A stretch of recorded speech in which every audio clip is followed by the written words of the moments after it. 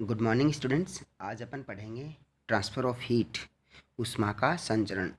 आपके फिजिक्स का ही चैप्टर है, उसको अपन डिस्कस करेंगे। तो इसमें ऊष्मा का संचरण कैसे होता है, कितने प्रकार से होता है, उन पर रिलेटेड कुछ डेरिवेशन है और न्यूमेरिकल हैं।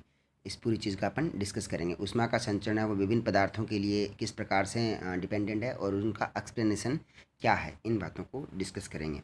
तो सबसे पहले देखिए ऊष्मा का संचरण है क्या। संचरण का मतलब गति करना, स्थानांतरण होना एक जगह से दूसरी जगह पर। इसका एग्जाम्पल आप समझ सकते हैं कि देखिए कोई भी धातु की रोड लीजिए, कोई भी धातु का एक टुकड़ा लीजिए और उसके एक सिरे को गर्म कीजिए।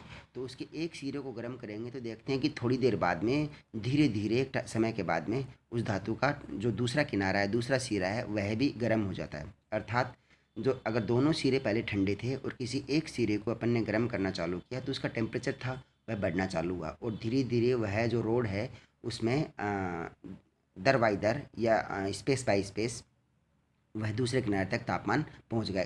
तो इस प्रकार से इसमें जो ऊष्मा है वह फ्लो होती है, ऊष्मा बहती है। तो अगर वही धातु के टुकड़े की जगह अगर आप किसी और चीज़ का रोड लेते हैं, जैसे प्लास्टिक लिया, लकड़ी लिया, कांच का लिया या फिर पत्थर का लिया, तो उसमें सब में अलग अलग ऊष्मा का जो संचरण है वह उसकी दर वह अलग अलग होगी और उसका जो टाइम रेट है वह अलग अलग होगा। इसके साथ में आप देखते हैं कि जो भी आपने मटेरियल लिया है उसकी साइज़ अलग अलग है। सपोज़ वो मोटा है, पतला है, तो उसमें भी हीट ट्रांसफ़र है वह अलग अलग होती है। तो जो ऊष्मा का संचरण है वह नॉर्मली इन 3-4 चीज़ों पर डिपेंड करता है, जो अभी अपन डिस्कस करेंगे। तो अब देखिए इसमें कि ऊष्मा का संचरण है वह एक स्थान से दूसरे स्थान तक जाने की प्रक्रिया को ऊष्मा का संचरण कहते हैं। जो ऊष्मा है वह एक स्थान से दूसरे स्थान पर गति करती है, तो ये पूरी प्रक्रिया है ऊष्मा का संचरण कहलाती है या हीट ऑफ ट्रांसफ़र कहलाती है। तो always heat transfers high T to low T. इसका मतलब ये समझिए कि जो ऊष्मा का संचरण है या ऊष्मा का जो बहाव है या गति है वह उच्च ताप से निम्न ताप की तरफ होता है। अर्थात ऐसा कभी भी नहीं होता है। इसको आप नॉर्मली मैकेनिकल लैंग्वेज में भी समझ सकते हैं। सपोज कीजिए अगर पानी है तो पानी का अगर लेवल है तो पानी का लेवल है वह हमेशा ऊंचे से नीचे की तरफ बहेगा। ऐसे ही जो दबाव है उसका भी जो स्थानांतरण है वह हाई दाब से हाई प्रेशर से लो प्रेशर की तरफ होता है। तो ठीक ऐसे जो ऊष्मा का संचरण है वह उच्च ताप से निम्न ताप की तरफ होता है, अर्थात ऊष्मा है वह उच्च ताप से निम्न ताप की तरफ बहती है। तभी तो जब उस धातु की रोड के एक सिरे को गर्म करना चालू किया तो जिस सिरे को गर्म कर रहे हैं वह उच्च ताप पर था, तो धीरे धीरे वहाँ से ऊष्मा का बहना चालू हुआ, ऊष्मा फ्लो हुई, ऊष्मा का ट्रांसफ़र होना चालू हुआ और वह लोअर टेम्परेचर था, दूसरी जो ठंडा सिरा था उस तरफ बहना चालू हो गई और वह से दूसरा सिरा भी गर्म हो गया है। आप इसको और इस प्रकार से भी समझ सकते हैं। एनर्जी इन ट्रांजिट, कि एनर्जी का जो स्थानांतरण है, energy in transit due to difference of the temperature. तो आप इसको ये मान सकते हैं कि जो ऊष्मा का संचरण है या एनर्जी इन ट्रांजिट है वह क्यों होता है, वह ताप में परिवर्तन की वजह से होता है। तो अगर ताप में परिवर्तन, सीधी सीधी बात है, ताप में परिवर्तन नहीं होगा तो ऊष्मा का संचरण होगा ही क्यों।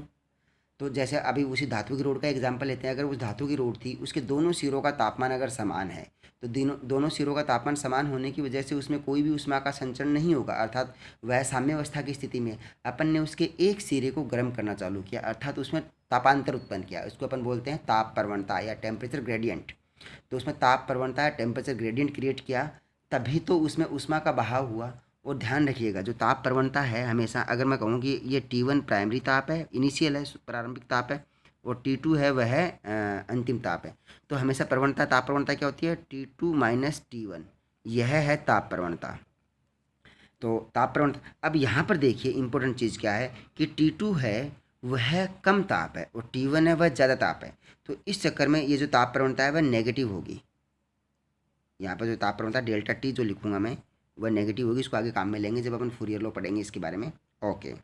And energy in transit due to difference of the temperature and it take place due to temperature gradient. Already I told you the transfer of heat is the main cause due to the gradient of temperature within the system or whenever two system at different temperature are brought into contact thermally। तो अपन इसको वापस वही बात है कि अगर कोई भी निकाय है, कोई भी सिस्टम है, उस निकाय में अगर ऊष्मा का जो प्रवणता है वह उत्पन्न हो रखी है, तापीय प्रवणता उत्पन्न हो रखी है, तो वह क्यों है, अगर कोई भी दो सिस्टम हैं, दो निकाय हैं, उनको अगर कांटेक्ट में लाएंगे, जैसे कि एक सपोज कीजिए कि एक कोई सिस्टम है, कोई भी निकाय है, कोई बॉडी है वह गर्म है, कोई मटेरियल है वह गर्म है और दूसरा ठंडा है। अगर दोनों को कांटेक्ट में लाते हैं, संपर्क में लाते हैं, और संपर्क का मतलब यहाँ पर देखिए थर्मली कांटेक्ट, एकदम टच करवाना ज़रूरी नहीं है, वह उसके थर्मल फील्ड में भी आता है।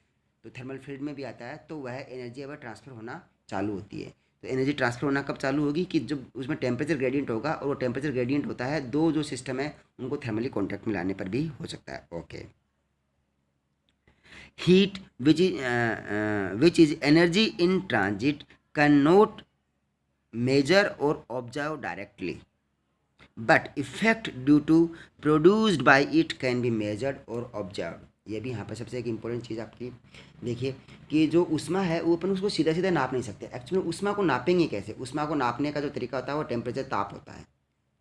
ऊष्मा भी एक प्रकार की ऊर्जा ही है, तो उसको नापने के लिए टेम्परेचर काम में, थर्मामीटर काम में लेते हैं। तो ऊष्मा को ताप के रूप में नापते हैं। इसको सीधा सीधा अपन माप नहीं सकते, ना ऑब्जर्व कर सकते ना हम नाप सकते। लेकिन ऊष्मा के कारण से जो प्रभाव उत्पन्न होते हैं उन प्रभावों को अपन नाप भी सकते हैं और उनको प्रेक्षण भी कर सकते हैं, उनको ऑब्जर्व भी कर सकते हैं। जैसे कि टेम्परेचर, ऊष्मा के कारण से ताप होता है, ताप उत्पन्न होता है, उस ताप को टेम्परेचर के रूप में अपन नाप सकते हैं और उसको बता सकते हैं कि कितना टेम्परेचर है।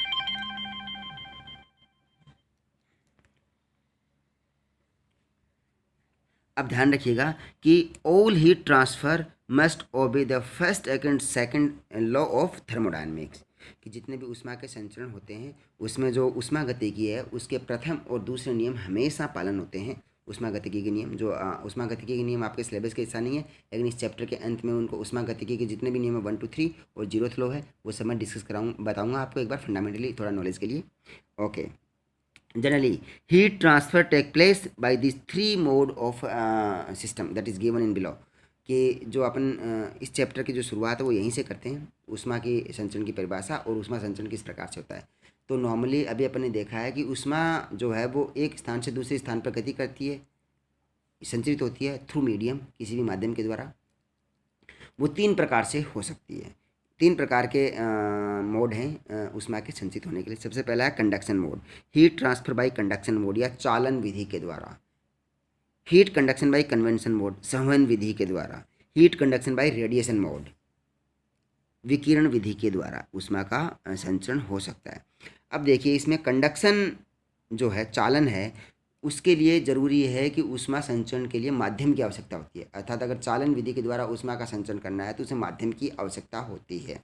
और नॉर्मली इसको हम ठोसों के रूप में काम में लेते हैं। जैसे ठोस, जैसे कि मैंने लोहे की रोड ले लिया या कोई भी धातु की रोड लिया, उस धातु की रोड के एक सिरे को गर्म करूँगा तो उसमें ऊष्मा संचित होगी, दूसरे सिरे तक पहुँच जाएगी।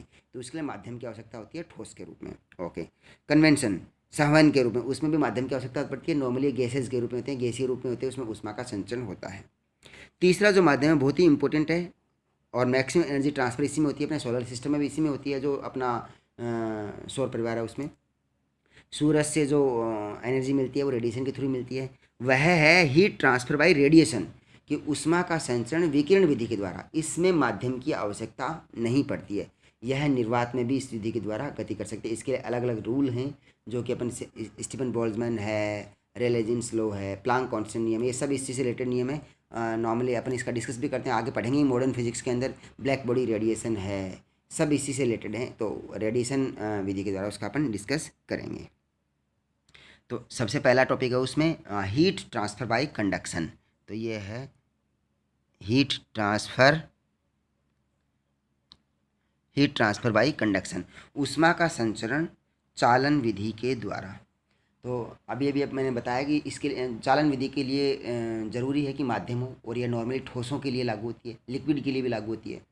आप एक बार गौर कीजिएगा स्टूडेंट्स, एक बार अपने घर पर एक सिंपल एक्सपेरिमेंट करके, कि आप किसी भी एक बर्तन में पानी रखिए और उसको गर्म करना चालू कीजिए, और जब पानी गर्म हो रहा होता है तो इनिशियल पोजीशन में आप पानी को देखिए, उसमें देखेंगे आप अंदर से कुछ बबल्स बन रहे हैं और कुछ वेव्स, लहरें सी उठ रही हैं पानी के अंदर, और वो ऊपर की तरफ आ रही हैं। वो इसलिए तो आ रही हैं कि एक दो तीन चीज़ें हैं इसमें। सबसे पहले तो देखिए, अपने माना था कि पानी है, उसको लेयर के रूप में डिस्कस किया था अपने जब विस्कोसिटी पढ़ी थी।